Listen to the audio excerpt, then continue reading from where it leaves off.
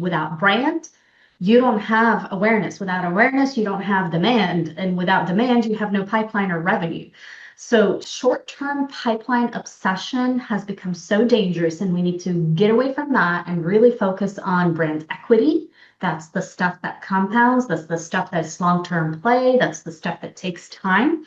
But you got to think about it this way. Brand is going to reduce your CAC over time. Brand is going to increase your conversion rates over time. And brand is going to just improve, like, even hiring. Nobody wants to work for a company that doesn't have a strong brand. And brand is everything from the people there, the founders. Like, I want to see the leadership talking about the brand, not just the brand talking about the brand.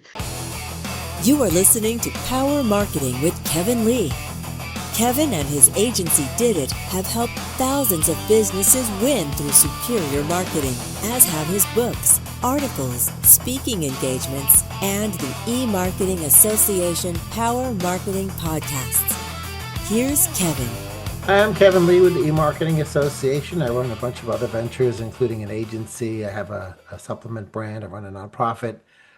So marketing is the throughput for all of my hats that I wear. So I'm super excited to be chatting with Sherehan Ross, who's done marketing for a variety of companies and now has listed on her LinkedIn profile a people-first, AI-forward CMO. So I wanted to find out what your definition is of that. Obviously, AI is changing almost daily as to how it affects marketing and sales and RevOps and BizOps. So how did you decide to add that to your profile? Hi, Kevin. Thanks for having me. Actually, I took this from Lisa Adams. I call her the godmother of AI, at least for me. She's the one who sort of introduced me back when OpenAI first released ChatGPT. I was one of the first beta users, like playing around, just trying to figure out what it all meant. I was on maternity leave with my second child, and they say your brain changes and is more receptive to learning for some reason postpartum. And I thought, okay, great, let's figure this out. And so she was one of the first people I was introduced to, and she's amazing. But she does always say it's people first, AI forward instead of AI first, even though a lot of people are saying it's AI first. For me, what that means is obviously it's here. The change is here. AI is here. And we have shifted from AI as a tool to more so AI as a teammate. So the future of marketing, or the future CMO, is really an orchestrator. It's somebody who's coming in and building a team that is part human, part AI. I'm not saying AI is replacing jobs. Yes, it's happening a little bit in certain areas, but the CMO orchestrator who's AI forward is somebody who realizes you don't need a lot of headcount to do all the things that you need to do traditionally. A CMO who's AI forward is somebody who realizes that, and if we're talking B2B and SaaS specifically, which is where I spend the majority of my career, but really across the entire, all the different industries, is really somebody who understands that the playbook needs to be challenged, that the status quo needs to be challenged, that everything is changing, because what we used to spend a lot of time doing, whether it's the analysis or the optimization or figuring out budget allocation or anything in spreadsheets, anything in data, AI can do it in seconds. It really takes all of that cognitive load off your brain, off your shoulders, off your desk, off your to-do. And the humans are left to focus on what matters, whether it's the relationship building, the judgment calls, the critical analysis, the decision making. And so when you think of it in that lens, you are realizing that AI is here, things are changing, and you're not sitting on the sidelines getting bulldozed by it. You're part of the people that are trying to build with AI first mentality. The people first portion is, you still can't, I'm sure you've seen the videos on a lot of different social media when there's two schools of thought when it comes to AI. Everybody who's thinking it's the end of the world, Skynet, Terminator type of stuff. And then there's the rest of us who are thinking there's this utopian future where people are freed up to do whatever actually matters that they want to do. And I like to think that's what's going to happen. But then you look at these videos and they're showing you like, okay, the robots, like they can't even fold your laundry very well, or they can't cook, and they can't do a lot of things. And so you're like, no, we still need humans. I think it was Sam Altman who said he predicted that AI was going to take blue collar jobs first, and the complete opposite is happening. It's in the what it's taking more the white collar jobs, and blue collar will come at the end because we're just simply not there. And so when you think with a people first mentality, it's the whole entire spectrum. So I'm talking internal and external. It matters how you treat the people in your company, the people on your team, the people you're working with, but also like the customers and the partners and anybody external, the vendors. And so you always have to lead with that. And I think that's how you win when you are customer centric, customer obsessed, and everybody's working out of the same, we'll call it playbook, then everybody wins.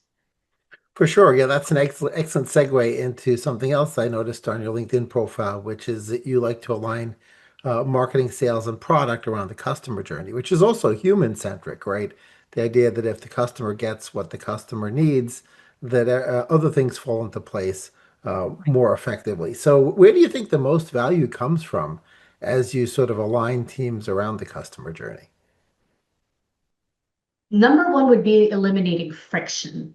Most companies don't really have a marketing problem. It's the misalignment problem.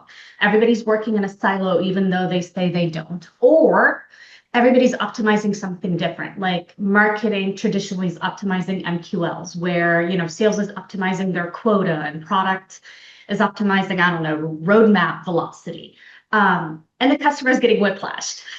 So when you align around the customer journey, a few things happen. Your conversion rates are increasing, your cycles are shortening, your retention is improving.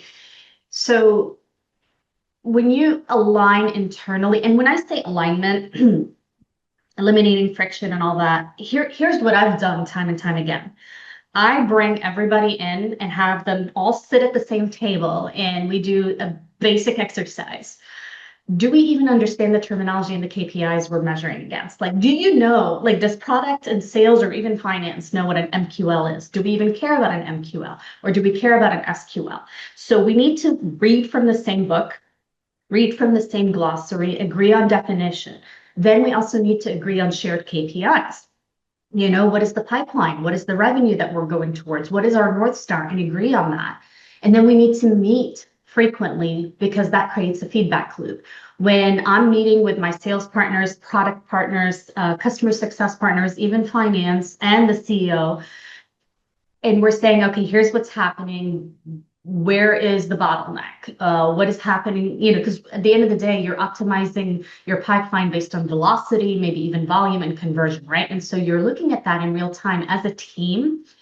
You can make fixes happen quickly. And that's the other thing too, which I'm sure we'll talk about, speed to value and speed to action. But when you create feedback loops, you need to act on those weekly, maybe bi-weekly, but you're not waiting a month or a quarter or however long to change things. And yes, marketing takes time. It is an investment that compounds. You're not going to see results immediately from whatever actions you're doing or whatever activities or campaigns you're running. But at the same time, there are other things that are happening on a short-term basis that you can quickly iterate on. So that's the value from aligning internally, because then at the end of the day, that you're serving the customer. And when you're united and aligned, there's no friction.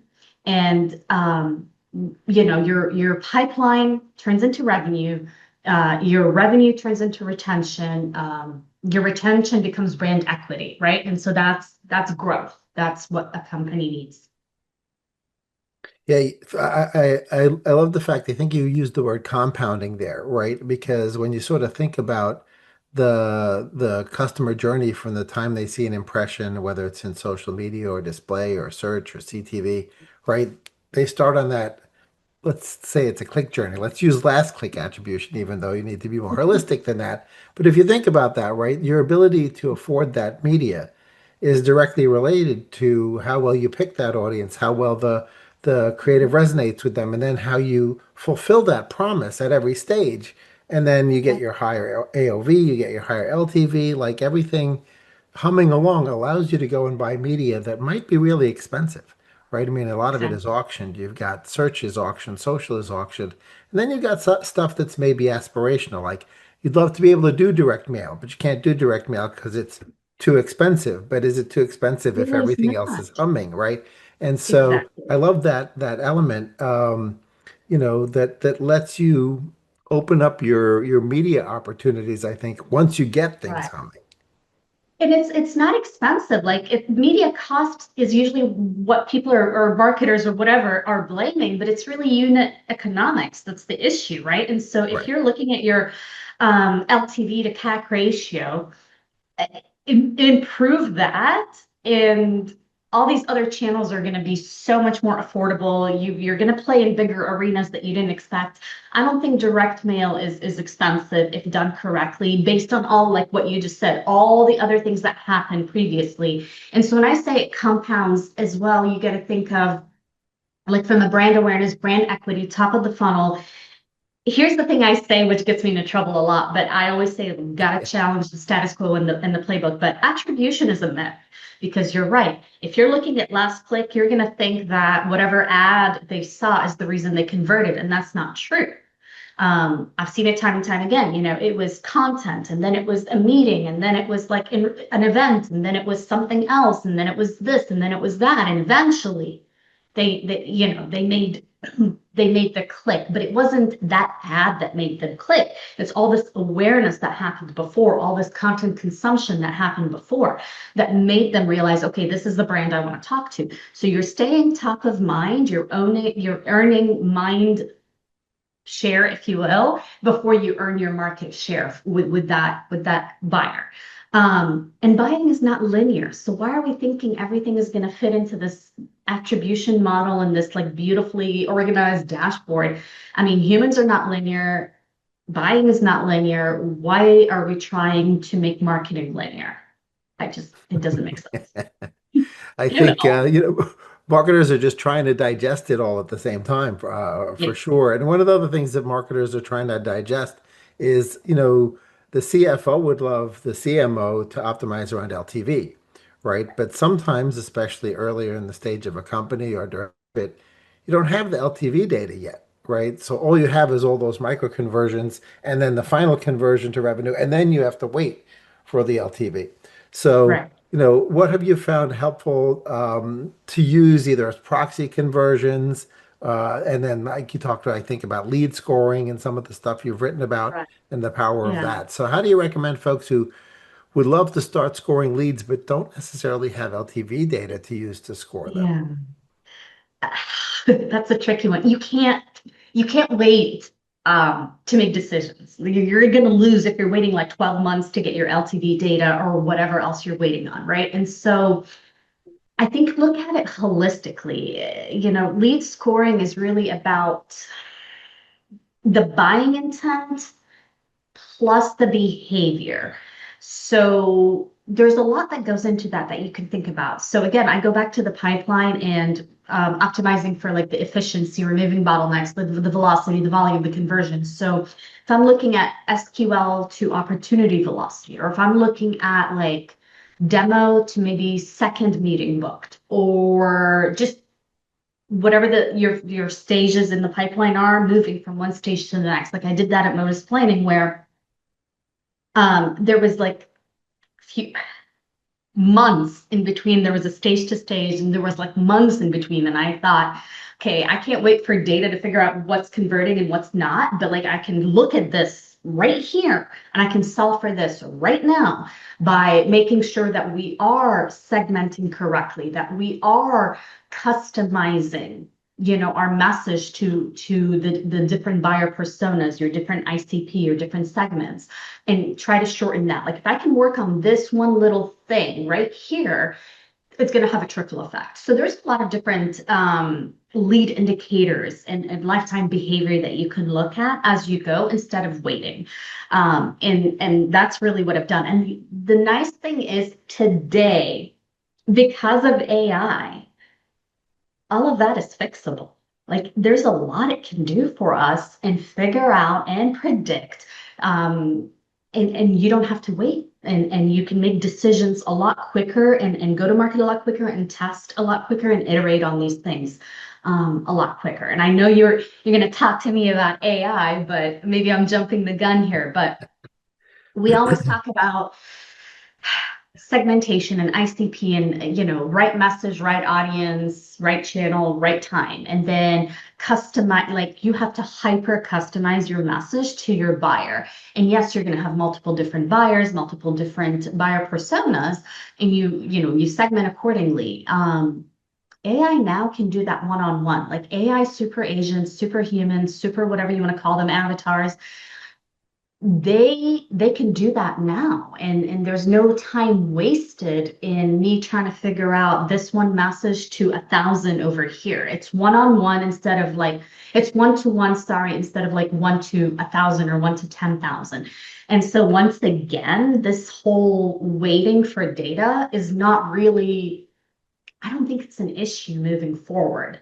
And that makes me happy and a little bit scared, but super excited at the same time because like the opportunities are endless. There's a lot of people that are still, it surprises me. So because I'm so embedded in AI and I'm surrounded by people who are AI natives and they're super smart and they're teaching me a lot. And so all of my conversations are like, oh yeah, AI is here. Like, but then when I step away from them and I go into other CMO groups that are like maybe working for a company that's a lot older, it's not a startup, and they're like, oh, I haven't used AI yet, or yeah, I have ChatGPT and I ask it questions and it's still like a tool. And I was like, okay, wait. So some people are still not totally there, which is fine. But my goodness, if the next few years are going to be exciting for sure. You touched on speed of execution and not having the luxury now with AI, maybe not waiting for the full data set to come and Yeah. using those micro conversions. But another area where speed ends up being important relates back to your earlier statement about having the entire team aligned. So when the weakest link is in sales follow-up or the drip campaign is broken or whatever, those things obviously have implications on what you can do on the front end. So how have you been able to sort of gently politically get everyone going in the same direction if perhaps the part of the journey that's broken isn't officially in your domain to fix? Um, so when I join a team, or a company, not a team, when I join a company, first thing I do is I try to build rapport and earn trust and credibility as quickly as I can. And I try to put myself in their shoes. And this was like back during the pandemic, early days, is when I joined a company as the head of marketing. So this was my first true like head of marketing. I reported directly to the CEO. It was mid-sized company. And I realized that like marketing just didn't exist, right? So I had to build the whole function from the ground up, hire a team. I mean, there was a few members, but I still had to hire a team, build the CRM, build the go-to-market function, like the whole 9 yards. Might as well have been a startup, but it wasn't. And I realized it was like sales was running calling the shots, and they didn't understand marketing. They thought marketing was this design team, ad hoc team. We need this, we deliver this. Product was like sitting in a silo.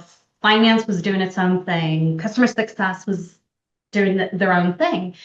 And I simply recommended, because I was young and naive, and it was the best thing I ever did, was I said, why don't we do cross-functional training? Like I'll sit for a week with sales, I'll sit for a week with product, I'll sit for a week with customer success, and same thing with all the other leaders. Like let's switch jobs for a week at a time without like disrupting the whole organization or our workflow. Make sure everything was in place. And it took a while. It took us a whole year to complete this, but it was amazing to realize how much people did not understand what marketing did or why we existed. And once I did that, it was much easier to get alignment, because then when I went to sales and I said, hey, I'm going to push back on this because this is reactive and we need to do proactive marketing. We're not an ad hoc team. We're not a design team. It's not just send more email. When I finally got and earned their trust, because I sat in their shoes and they walked in mine and all of that stuff, I built that rapport, I got that trust, then I was able to push back and say, okay, here's how we do things. You know, what is the goal and how are we going to get there? And what is marketing doing to kind of make sale? Because our job is to make everybody else's job easier, right? Like marketing doesn't have one customer. We have internal customers and we have external customers, but we're not customer facing. And so it's one of the hardest jobs. Like people think it's an easy, like, hey, put up a cute banner and you're done. And it's like, no, there's a lot of science and art and strategy and politics that go into marketing.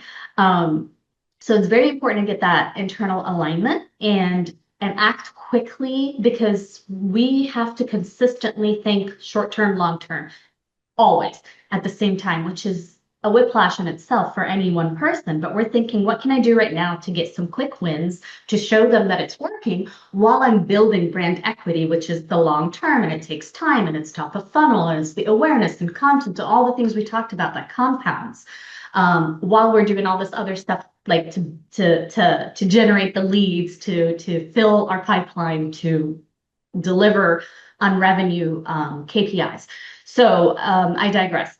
So back to what I was saying. So once I got everybody finally understanding where we're all coming from, it became a little bit easier to work together, to work in harmony, to say, okay, we need to talk to the CFO or the COO or the CEO, because we all reported to the C-suite, but we weren't part of the C-suite. We're all heads of departments.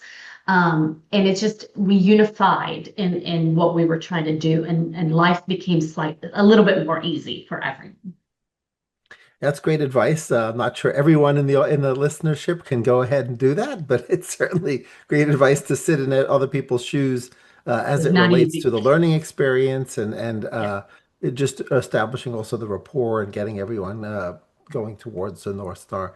I'd love to jump back to something you mentioned about AI allowing for hyper-personalization, right?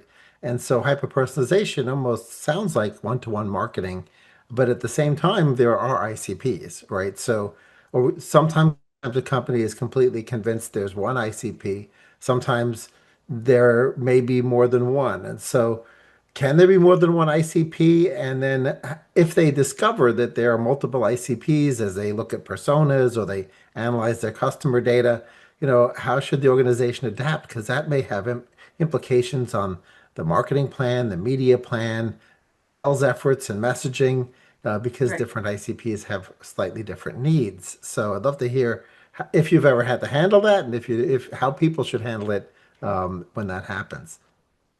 You absolutely can have multiple ICP, but your ICP cannot be everybody. So, like, okay, that's two different extremes. It doesn't have to be one, but it cannot be everyone. So you have to segment, and you have to get very crystal clear on who your ICP is from an umbrella term, right? And so your primary ICP is your product market fit. Maybe you have a secondary ICP, which is like any adjacent expansions that you can think of. Maybe there's a third and a fourth, but like primarily, we usually work with like a primary ICP, which is a perfect fit, and then a secondary, which is that like adjacent expansion. But from there, then you begin to segment, and you're breaking up each ICP into multiple different buyer personas, and you can have as many as you need. Everybody's different. Like at Modus Planning, my last role, I believe we had like 7 or 8 buyer personas under our primary ICP. And that wasn't even touching our secondary adjacent one, right? And why do you do that? Because how you talk to, let's say your ICP is a developer. How you talk to a developer is going to be probably very different than how you talk to like the CFO. Or if your ICP is marketers. Talking to marketers is very different than talking to highly technical buyers. And they both could be your ICP because, again, the buying committee might be the entire C-suite plus the board, or it might be the end user plus their boss. You don't know who your buying committee is without doing the exercises and getting very crystal clear with your segmentation, your buying personas, and then you got to map, right, your messaging and your outreach to those buyer personas, which is what I just said. Like, how do you talk to these different titles or these different segments matters. Where AI comes in now is with the super agents. So, but that only happens inbound. I haven't seen it happen outbound yet. It's still AI slop when it comes to outbound. So they're still not hyper personalizing messages on the outbound. It all still sounds the same and it's yucky. Which is why marketing exists, so that we can do all the stuff that we need to do so that when they come to the website or the landing page or whatever the campaign sends them to, the inbound piece, then they meet the AI. And then the AI becomes that one-to-one because the AI is trained, it has all the information. And so once the person, so I'm thinking of, there's a company called, it's a startup, One Mind.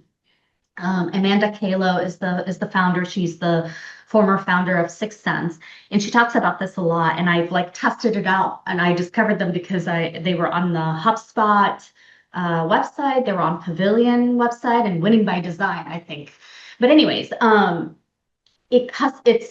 I no longer as a marketer have to customize because the AI is doing it for me. So when the buyer, reach that landing page or that website, the AI is asking me very specific questions and going in the direction that the conversation is going in real time, happening in real time. A human being can't do that as quickly, sales reps, BDRs, SDRs, account executives, even sales engineers. I think they hallucinate sometimes because they don't have all the information. They can't just go ahead and pull whatever they need to pull to keep the conversation going if they're not well prepared in advance, knowing every question that the buyer is going to ask and everything about the buyer and their company. But an AI can't. And so that's where the one-to-one is happening now, that I'm seeing that shift with super agents, and I'm loving it. But I'm not seeing it happen on the outbound side. And I think that's the next phase. If I have to predict what happens next, I think it's going to be, how do we handle outbound and customize one-to-one without all the crazy AI slop that's currently happening with all these automated messages and stuff like that. Outreach is still, it's not perfect. Humans are doing much, much better with outreach than AI is at the moment. That's going to change. So what else should marketers be focusing on this year besides AI and super agents? What are some things that, as you've had your various roles over the years and also from conversations with peers, that sort of things that tend to be wrong in companies that are sort of quick fixes, or things that things people should be focusing on for the year? Go back to marketing 101, basics, the fundamentals, which is brand as a growth asset. We really need to start focusing on that. For the longest time, for the last decade and a half, maybe even 2 decades, the focus hasn't been on brand. Brand became this like, oh, it's top of funnel, it's just content. Like, people are like, no, I need a demand gen, or I need a performance marketing, or I need a product marketer. And I'm like, you need an orchestrator, and you need a deep generalist who can handle all of it. And you need to invest in brand. Without brand, you don't have awareness. Without awareness, you don't have demand. And without demand, you have no pipeline or revenue. So short-term pipeline obsession has become so dangerous, and we need to get away from that and really focus on brand equity. That's the stuff that compounds. That's the stuff that's long-term play. That's the stuff that takes time. But you got to think about it this way. Brand is going to reduce your CAC over time. Brand is going to increase your conversion rates over time. And brand is going to just improve, like, even hiring. Nobody wants to work for a company that doesn't have a strong brand. And brand is everything, from the people there, the founders. Like, I want to see the leadership talking about the brand, not just the brand talking about the brand. At the end of the day, when I say people first, like people are still buying from people. It's still human to human. So you have to invest in your brand and your brand as a growth asset.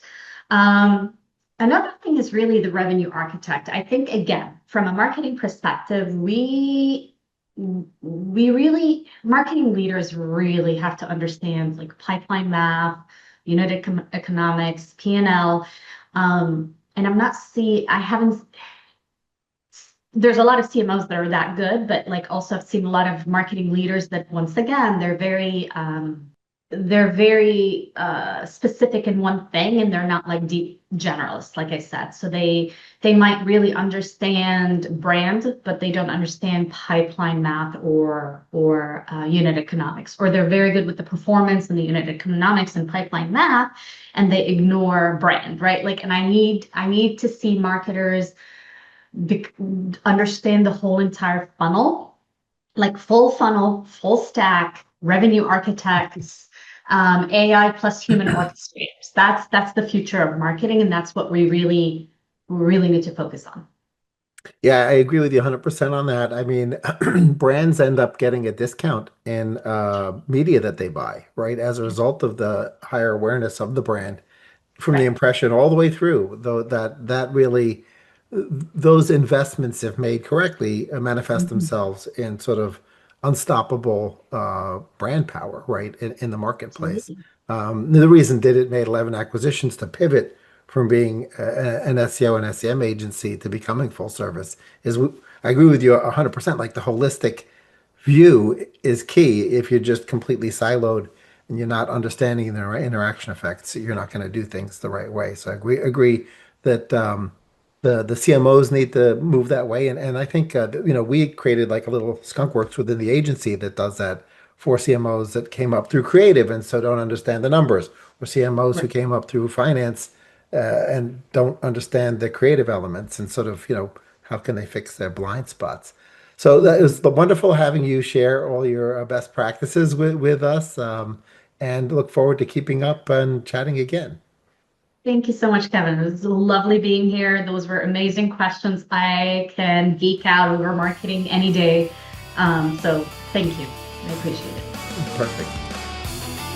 Kevin Lee's Power Marketing is available on all your favorite podcast networks. Kevin loves helping businesses excel at marketing. Having marketing challenges? Just like Santa in The Miracle on 34th Street, if Kevin can't help you, he'll know someone who can. Find him on LinkedIn, subscribe, or follow.